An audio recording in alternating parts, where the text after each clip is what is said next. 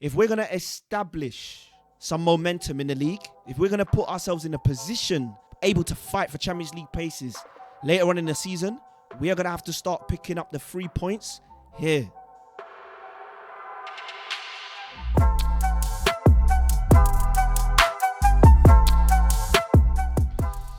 Chelsea v Brentford. It's a big game. Telling you now, Chelsea fans, this is the one. This is the one that helps solidify for me what we're going to be able to achieve this season in the league. And I'm going to tell you why. Because this game previously has been a bit of a banana skin. This is, of course, Brentford away at the G-Tech Community Arena. And it's 8 p.m. kickoff. Late in the day, anything can happen. Previous results will say Chelsea drawn, Brentford drawn in the last game. Before that, in December, 2-1 win to Chelsea. Before that, 2-2 draw. And before that, 2 back-to-back losses to Brentford. The only saving grace for me is that Thomas the Frank engine, all due respect, is not the manager of Brentford anymore. No Mbuemo, no Vissa, and Esteval. We're technically in good hands. But it's an away game, a London derby, and these matches have never been easy. We've only won 1 in the last 6 games against Brentford. 1. So I'm going to just say my piece. And I'm going to let you have your opinions. This is a must-win game. If we're going to establish some momentum in the league, if we're going to put ourselves in a position to be able to fight for Champions League places later on in the season, we are going to have to start picking up the 3 points here. We're going to have to start picking up these 3 points early in the season so that when that eventual winter slowdown comes, because it always happens to Chelsea every season, when that comes, when injuries eventually hit, it happens to every team, we need to be ready. We need to be poised. We need to be in position. And we need to have the correct posture. Ready, okay, to be able to go into the back end of the season in a good place points-wise. So here's my score prediction. I'm going a very, very bold. Brentford 0. Chelsea 3. Here's why. I look at the strong areas in both of Brentford's teams and Chelsea's teams, and I see that Brentford have lost some oomph in attack. Tony left, Mbuemo left, Vissa left. They're lacking firepower right now. And actually, one of Chelsea's better areas so far this season has been defensively. 0-0 against Crystal Palace.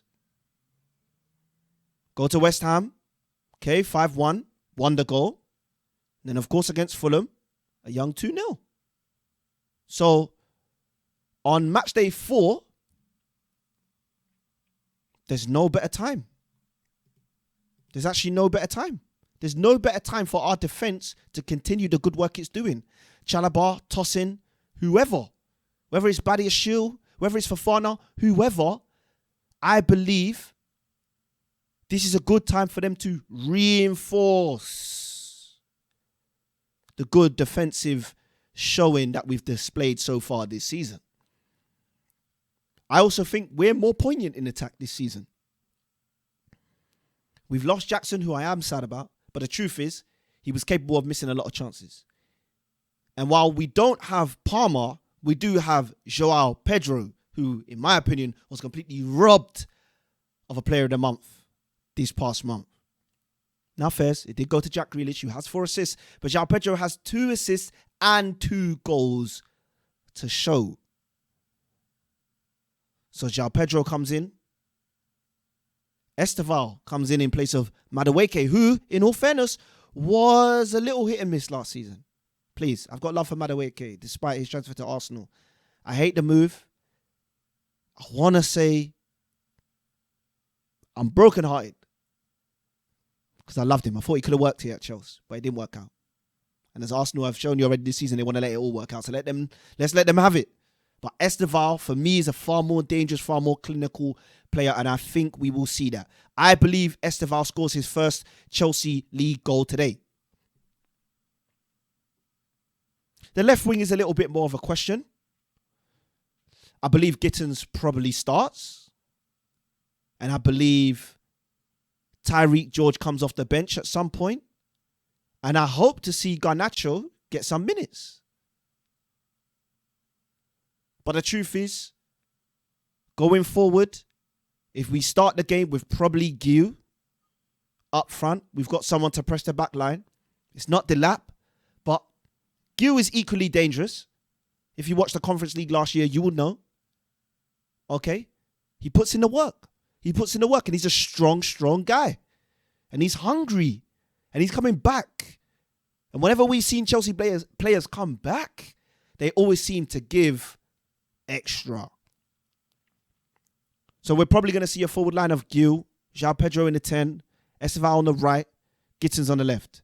On paper, it doesn't sound great, but when you have Caicedo and Enzo behind, or even Santos, no Usogo, when you have that midfield, I believe the midfield battle will be won in the transition.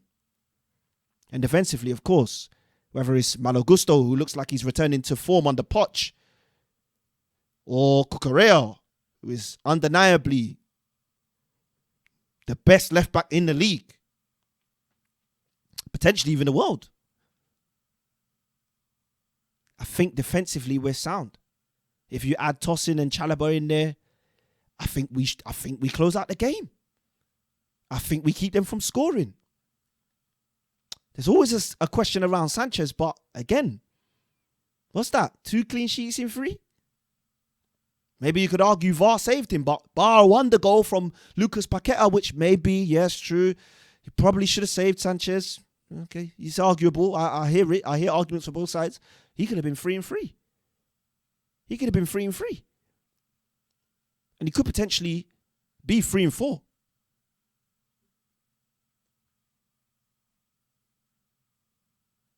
So, my statement of the week is this. Esteval to score his first Chelsea goal. And I think the ones to watch is Esteval and João Pedro in this game. That's my Chelsea ones to watch. Brentford, of course, they've been able to strengthen in certain ways, bringing in Henderson, okay.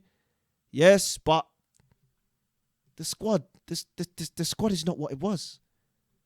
The manager isn't who he was. The only thing I would say is maybe you could say with Kalman, however you say his name, Kelleher, he's given us some trouble over the years. So is he going to have a phenomenal performance against Chelsea? Yes. This is what he does. He's a bogey keeper. But we're looking at a team with Fabio Carvalho, Kevin Sade, who's dangerous on the attack, counter-attack, yeah. But Ethan Pinnock, Reece Nelson, Franco Yenka, Rico Henry, Janelt, Keane Lewis Potter, these are players that can give us problems, but I don't think they have the firepower to outdo what Chelsea's going to bring to the table. And I do want to say big shout out to Miles Peart-Harris, ex-Chelsea, of course. I hope he doesn't play against us because I don't need any returnees trying to do a job on us. This ain't the time. So my match prediction for Chelsea, or Brentford versus Chelsea today, Brentford 0, Chelsea 3. It's a must-win game. We need the 3 points. We need to build momentum. Maresca deserves another win because he's been doing fantastic work with the squad that he has. Maybe you could argue he didn't get the reinforcements he felt he needed. But this is a game where everyone just needs to come together and work for each other.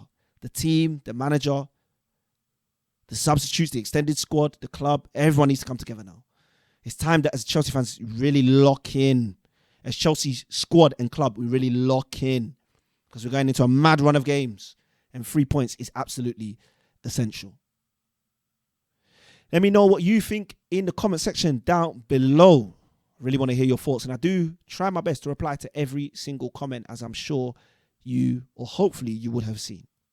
Let me know your predictions down in the comment section below. Let me know who you think are your ones to watch, and let me know who you think will be the goal scorers for the game. As always, do me a huge favor, like this video and subscribe to the YouTube channel. Hit that bell notification icon so you get a notification every single time I upload. And I will see you, Chelsea fans and Prem perspective people, in the next video. Until then, take care, don't stress, and stay blessed. Peace.